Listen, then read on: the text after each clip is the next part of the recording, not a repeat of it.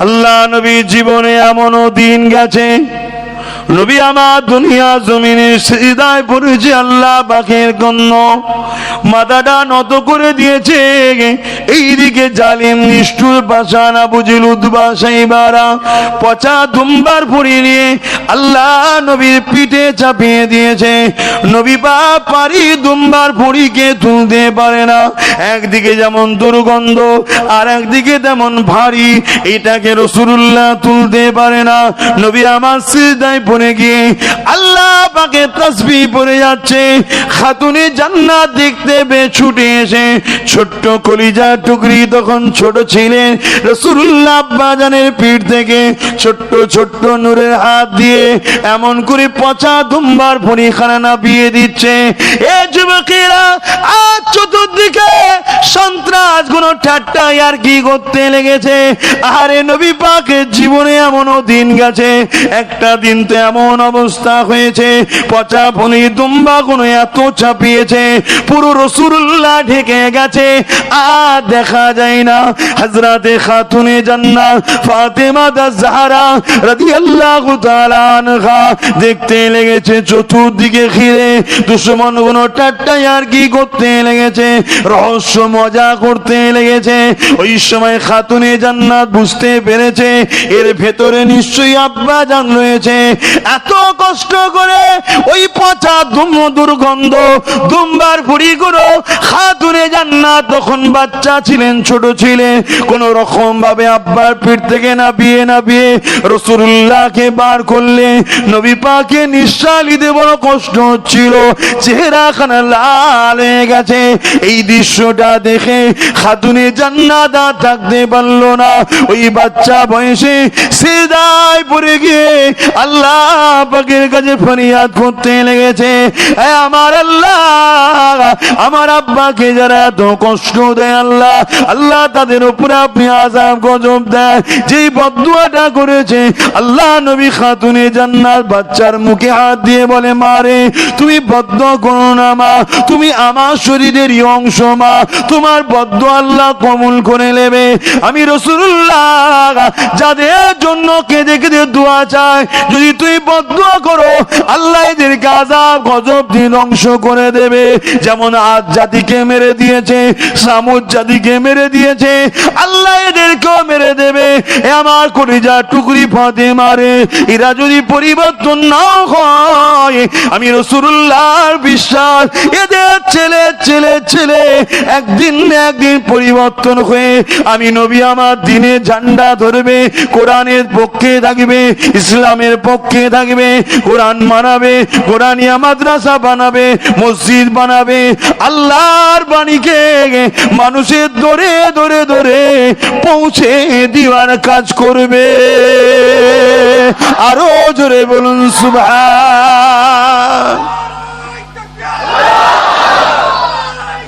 আল্লাহু আকবার ইয়া রাসূলুল্লাহ। মুসলমান ঘরের ছেলে মেয়েরা, তরুণেরা, এ নবী পাকের প্রেমিকেরা, আমার রাসূলুল্লাহ বড় কষ্ট করে দিন প্রচার করেছে। মক্কা জমিনে যখন ন্যায়ের কথা বলতে লেগেছে, আল্লাহ নবীর উপরে নানা দিক দিয়ে জুলুম হয়েছে, অত্যাচার হয়েছে, এমনও দিন গেছে আল্লাহ নবীকে পাহাড়ে গিয়ে জীবন যাপন করতে হয়েছে, পাহাড়ের গাছের পাতা ফল মূল খেয়ে দিন রাত কাটাতে হয়েছে। আর রাত্রিরে গোপনে গোপনে মানুষের বাড়ি বাড়ি দুয়ারে দুয়ারে গিয়ে লা ইলাহা ইল্লাল্লাহ আনা মুহাম্মাদুর রাসূলুল্লাহ, লা ইলাহা ইল্লাল্লাহ আনা মুহাম্মাদুর রাসূলুল্লাহ, এক কথায় দ্বীনের মেসেজ দিতে হয়েছে। জুলুম করো না, অন্যায় করো না, মিথ্যা বলো না, জালিমদের সাথ দিও না, অত্যাচারীদেরকে সহযোগিতা করো না। আল্লাহ তোমাকে বানিয়েছে, তোমাকে আল্লাহ পাক কাজ দিয়েছে, নাই করো না এর পক্ষে থাকো, অন্যায়ের বিরুদ্ধে তোমাকে সংগ্রাম করতে হবে, গরিবদের পক্ষে দাঁড়িয়ে লুটেরাদের বিরুদ্ধে সংগ্রাম করতে হবে, মুসলিমের পক্ষে দাঁড়িয়ে জালিমের বিরুদ্ধে লড়াই করতে হবে। এ যুবকেরা, এই লড়াইয়ে যদি তোমার আমার কপালে যদি শাহাদত লেখা থাকে, নিজেকে বড় ধন্য মনে করো, কেননা আজ নয় কাল মৃত্যু তো অবশ্যই হবে, কিন্তু মানুষও মরে, কুকুর ছাগলও মরে, এই দুই মরণ যেন এক না হয়ে যায়। পৃথিবীর বুকে শ্রেষ্ঠ মরণ হলো আল্লাহর রাহে হাসতে হাসতে জীবনকে উৎসর্গ করে দিবা। এ যুবকেরা, তরুণেরা, বাপেরা, আল্লাহ নবী এইভাবে দিনের কাজ করেছে। এত কষ্ট গেছে রাসূলুল্লাহ জীবনে। আল্লাহ নবী, নূহ নবী, দয়া নবীকে জানে পর্যন্ত মারতে চেয়েছে। নবীকে নিজের মাতৃভূমি ছেড়ে দিয়ে ইয়াসরিব মদিনাতে চলে যেতে হয়েছে। আজকে সেই নবীর উম্মত হয়ে যদি রাসূলুল্লাহ দিনের মাহফিল করতে গিয়ে যদি গ্রাম ছাড়া হয়ে তোমাকে চলে যেতে হয়, শান্ত দাও মনকে। আমি পাপী হতে পারি, আমার জীবনের কোন একটা কাজ হয়তো আল্লাহ পছন্দ করেছিল, তার বিনিময়ে আল্লাহ আমার নবীর হিজরতের সুন্নতটা পালন করিয়ে দিল। আরো জোরে বলুন সুবহানাল্লাহ। কথা বুঝছেন না? বলুন। খুব ভালো করে বোঝেন আমার ভাইরা, এ দুনিয়া দুদিনের। আল্লাহ নবী পৃথিবীর জমিনে যখন আসলেন, এই পৃথিবীটা অশান্তি দাবানলে জ্বলতেছিল। এই পৃথিবীর মানুষগুলো নিজেদের মা বাপ, স্ত্রী, স্বামী বলে কোন রকম আত্মীয়তা সম্পর্ক ছিল না। এই পৃথিবীর জমিনে নারীগুলোকে জেন্ত হত্যা করে দেওয়া হতো। এই পৃথিবীর মানুষগুলো তাদের স্রষ্টা আল্লাহকে ভুলে গিয়ে নিজেরা নিজেদের মতো কাল্পনিক নকল উপাসনা খোদা তৈরি করে এবং তাদের নেতৃত্ব মক্কার জমিনা বুজিল, উদবা, সাইবা, বুলহাব, উমাইয়া বিভিন্ন নামের ব্যক্তিগুলো দিয়ে বেড়াতো। পৃথিবীর জমিনে গরিবদের কোনো অধিকার ছিল না। পৃথিবীর জমিনে গরিবদের কোনো সম্মান মর্যাদা ছিল না। পৃথিবীর জমিনে এতিমদের কোনো অধিকার সম্মান ছিল না। পৃথিবীর জমিনে বিধবাদের কোনো সম্মান মর্যাদা ছিল না। পৃথিবীর জমিনে বাপ মায়ের কোনো সম্মান মর্যাদা ছিল না। নিজের বাপ গুলো পর্যন্ত নিজের বেটি গুলোকে জেন্ত পুঁতে দিত। এই রকম ছিল পৃথিবীর অবস্থা। এমনকি তৎকালীন সময় যারা রাজা ছিল, শাসক ছিল, তারা তাদের প্রজাদের উপরে এমন ব্যবহার করত যেন এগুলো সব কিনা খরিদ করা দাসদাসী। তাদের মেন্টালিটি ছিল। আল্লাহ রাব্বুল আলামিন দুনিয়ার জমিনে যখনই অন্যায় বেড়েছে, দুনিয়ার জমিনের মানুষগুলো যখন আল্লাহ ভুলে গিয়ে নকল খোদার উপাসনা করতে লেগেছে, দুনিয়ার মানুষগুলো যখন অন্যায় খারাপ রাস্তায় চলে গেছে, দুনিয়ার মানুষগুলো যখন পাপাচারে লিপ্ত হয়েছে, মহান স্রষ্টা আল্লাহ ওই মানুষগুলোকে সঠিক রাস্তা দেখাবার জন্য নবী, রাসূল ও আসমানি কিতাব পাঠিয়েছে। ঠিক তেমনি ঈসা নবী চলে যাবার পর 500 বছর এই পৃথিবীর জমিনে কোনো নবী রাসূল আসেনি। এই পৃথিবীটা অন্যায় অত্যাচারে ভরে গিয়েছিল। এই পৃথিবীতে অশান্তির দাবানল জ্বলে উঠেছিল। এই পৃথিবীতে খুন খারাপি, জেনা, ব্যভিচার, ধর্ষণ ভরে গিয়েছিল। এই পৃথিবীতে মানুষ এক আল্লাহকে ছেড়ে দিয়ে নিজেদের হাতের কথা নকল খোদা তৈরি করেছিল। ওই নিজেদের তৈরি করা নকল প্রভুকে খুশি করার জন্য ছোট্ট ছোট্ট বাচ্চাগুলোকে জবাই পর্যন্ত করে দেওয়া হতো, তাদের নামে উৎসর্গ করে দেওয়া হতো। এই ছিল মানবরূপী মানুষের চরিত্র। তারা মানুষত্ব ছেড়ে দিয়ে পশুতে পরিণত হয়ে গিয়েছিল। এই সকল ধ্বংস পৃথিবী ও মানুষগুলোকে বাঁচাবার জন্য আজ থেকে 1500 কিছু কম বেশি আগে 570 খ্রিস্টাব্দে বাড়ির রবিউল আউয়াল সোমবার শুভেচ্ছা থেকে সময় আমার আপনার নবী নূহ নবীকে আল্লাহ পাক তোমার আমার জন্য রহমাতাল লিল আলামিন করে পাঠিয়েছিলেন। আরো জোরে বলুন সুবহান। নারে তাকবীর, নারে তাকবীর, আল্লাহ। আওলাদে মুজাদ্দিদিস জামান। এত সহজে কিন্তু আমরা এই অন্যায় থেকে বেঁচে আসিনি। যদি আজও সে সিস্টেম চলে আসতো তাহলে আমরাও আমাদের বেটিগুলোকে জ্যান্ত পুঁততাম, আমরাও আমাদের মা বাপের মর্যাদা বুঝতাম না, আমরাও আমাদের বাচ্চাগুলোকে নকল খোদার খুশির জন্যে জবাই পর্যন্ত করতাম। আমরা যারা গরিব, আজকের দিনে আমাদেরও কোমরে বেড়ি দিয়ে বেলালের মতো বাজারে বিক্রিও করে দেওয়া হতো। শুনছেন? তাহলে এই যে ভালো একটা সমাজ পেয়েছি, আমরা জানি অনেকটা ইসলাম থেকে আমরা দূরে সরে গেছি বলে আমাদের সমাজে এখন অনেক অশান্তি আছে। এটা আমাদের দোষ, আমরা পুরোপুরি ইসলামের মধ্যে নাই, আমরা পালন করতে পারছি না। কিন্তু তারপরেও এটা কিন্তু আমার রাসূলুল্লাহর অবদান। আজকে বলুন, নবী কি এত সহজেই কাজটা করেছিলেন নাকি?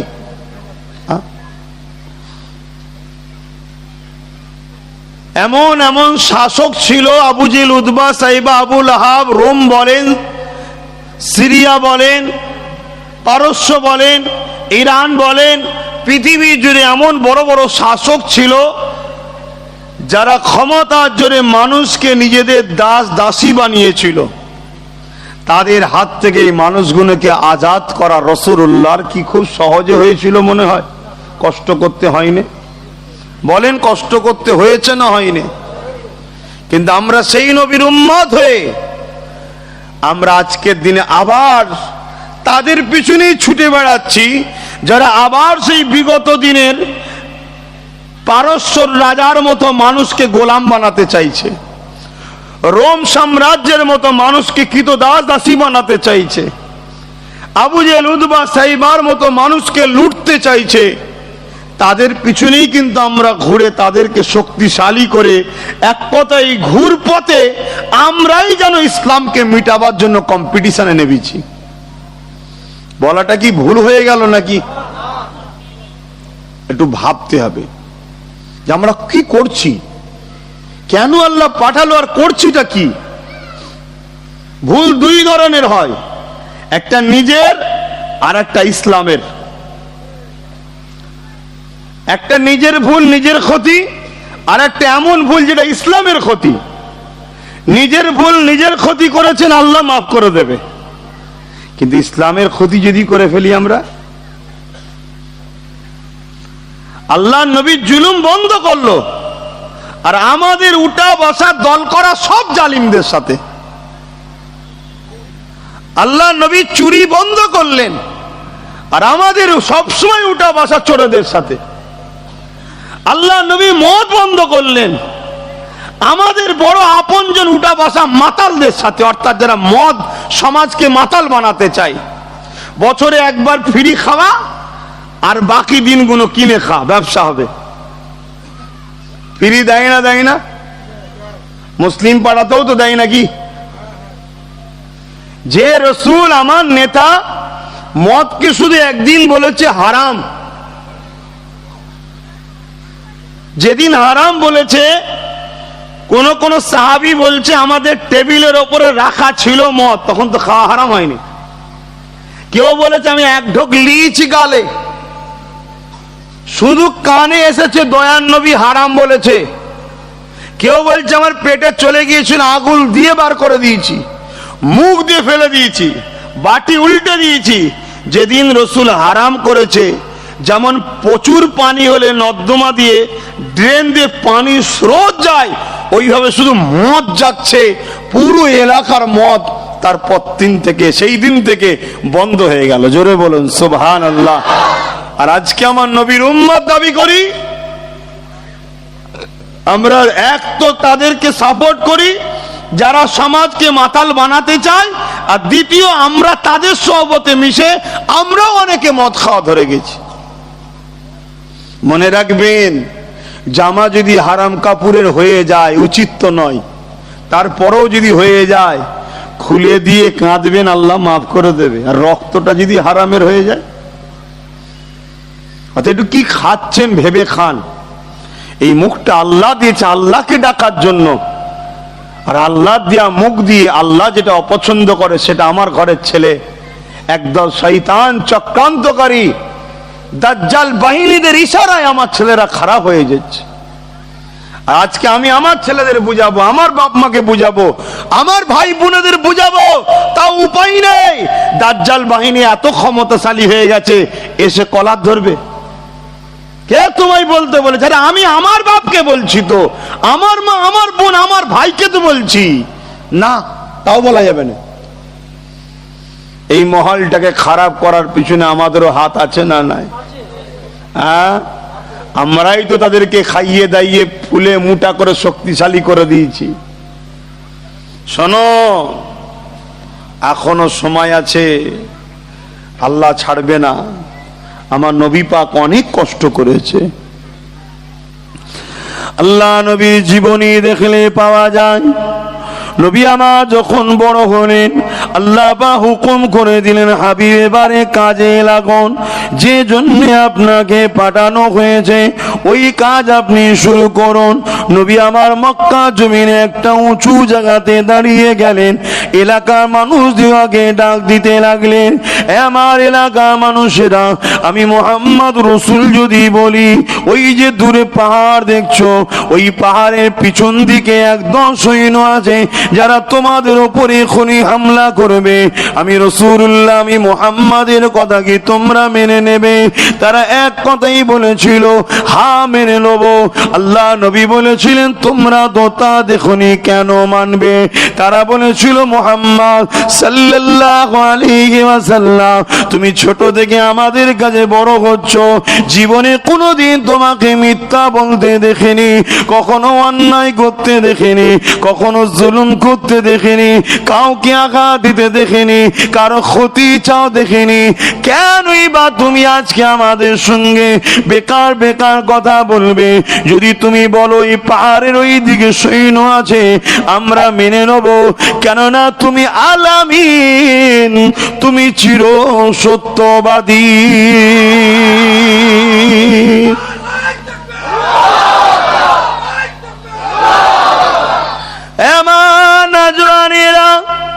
এই কথাটা কারা বলছে?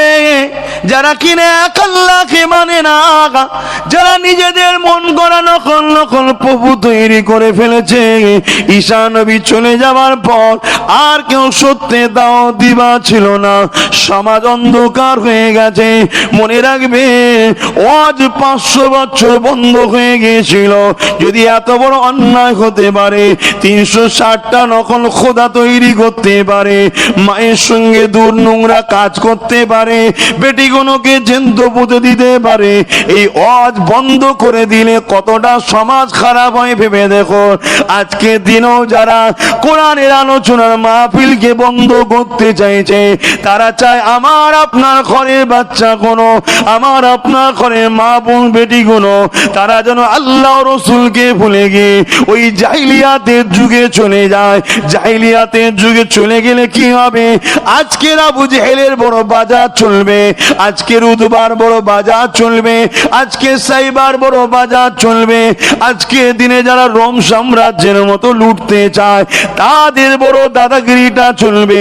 কেননা ইসলাম বলেছে অন্যায়ের বিরুদ্ধে শক্ত হাতে প্রতিরোধ করতে হবে। ইসলাম যেমন নামাজ পড়ান না, ইসলাম যেমন রোজা রাখান না, ইসলাম যেমন হজ করান না, মনে রাখবেন এগুলোর থেকেও আগে ইসলাম অন্যায়কে শক্ত হাতে মিটিয়ে দিবার না। যেটা থেকে তো আমাদের ঘরে বড় প্ল্যান করে অনেক দূরে সরিয়ে দিয়েছে না? কি সরিয়েছে না সরাইনে? আর আব্বাস সিদ্দিকী যখন এসে মানুষকে বুঝাচ্ছে, আসো অন্যায়ের বিরুদ্ধে লড়তে হবে, জুলুমের বিরুদ্ধে লড়তে হবে, গরিবদের অত্যাচারীদের বিরুদ্ধে লড়তে হবে, মিথ্যাবাদীদের বিরুদ্ধে লড়তে হবে, তখন তারা দেখছে আরে অনেক কষ্ট করে এদেরকে ভুলিয়ে ভালিয়ে শুধু নামাজ ধরিয়ে রেখে দিয়েছিলাম, হঠাৎ করে আবার আব্বাস বেরিয়ে পড়লো কেন? তারা তাই আমার ওয়াজগুলোর উপরে বেশি ডিস্টার্ব হয়। কথা মাথায় ঢুকছে না? ঢোকে নে? হ্যাঁ, মনে রাখবেন, আপনি দুটো ভালো কাজ যদি মিস করে ফেলেন, আল্লাহ তারপরও পানিশমেন্ট দেবে। কিন্তু সমাজে অন্যায় দেখার পরও যদি চুপ থাকেন, কিয়ামতের দিন আপনাকে বুবা শয়তান করে আল্লাহ তুলবে। কোন গ্রাম, সেই গ্রামে আজকে কি হচ্ছে এর জবাব কি আল্লাহ নেবেন মনে হয়? হ্যাঁ, এই গ্রামে প্রত্যেকটা আব্বাজান শোনেন, আপনার গ্রামে যদি অন্যায় হয়, জুলুম হয়, ইসলাম বিরোধী কর্মকাণ্ড হয়, কেন এটা মুসলিম মহল্লা, এর কৈফিয়ত আপনাদের কাছ থেকে আল্লাহ নেবে। এর জন্য ভাবা দরকার, এর জন্য গ্রামে গ্রামে ইসলামিক ইউনিট দরকার, যে দূরে যা পারচেজ করে যা আমার গ্রামে ইসলাম বিরোধী কোনো কাজ হবে না, কেন এটা মুসলমানদের পাড়া, এখানে মুসলমানরা বসবাস করে, এখানে কোরআন সুন্নাহ অনুযায়ী কাজ হবে। এটা করা দরকার আছে না? না, শুধু বলবেন ইমাম সাহেব একটু খুতবাই বলবেন, বেচারি তো এমনি পায় সামান্য পয়সা, আবার যদি খুতবাই বলে একদম পিছনের কাতারে, হয়তো বেটা শুনেছে 3 জুম্মা কাজা করলে ইমান বেরিয়ে যায়, 2টো কাজা করার পর লাস্টে এসে জুটেছে 1 জুম্মায়, সেরকম 2 নম্বর আছে না নাই আমার কমে? এরাই তো বেশি ঘুষখোর বদমাইশ। সে দেখা যাবে একদম লাস্টে এসে বসেছে সেজে গুজে সেন্টেন মেকে, আর ইসলাম যদি ইমাম সাহেব যদি বলে দেয় এতিমের মাল যারা ঝেড়ে খায় তারা জাহান্নামে যাবে, ও বড় বড় চোখ বার করে ইমামকে দেখবে, দাঁড়া তোকে কাল কি ফজর বাদ তাড়াবো। এটা তো গ্রামবাসীর ভাবা দরকার। গ্রামের মুরব্বী আব্বা জান, আমায় ভুল বুঝবেন না, আমি আপনার ছেলে। আল্লাহ কিয়ামতের দিনে অনেক ছেলেকে জাহান্নামে দেবে, ছেলেগুলো আল্লাহকে বলবে আল্লাহ আমায় জাহান্নামে দিচ্ছেন কেন? তুই এই বদমাইশি করেছিস, এই করেছি, ওই করেছি, এই করেছি। তখন বলবে আল্লাহ আমি এইসব করতাম কই, আমার বাপ তো কোনোদিন বারণ করতো না। আমার বাপ যদি আমাকে ছোটবেলা থেকে একটু টাইট করতো, রাগ মুখ করতো, বকতো, তাহলে আমি কি করতে পারতাম? আমার গার্জেন তো বকে নেই। আল্লাহ যদি আমি জাহান্নামেই যেতে হয়, এর জন্য কি আমার গার্জেন দোষী নয়? তো উনি জান্নাতে যাবে কেন? উনাকেও আমার সাথে দেন। শোনেন, নবীর কথা বলছে, এই গার্জেন গুলোকেও জাহান্নামে দেওয়া হবে।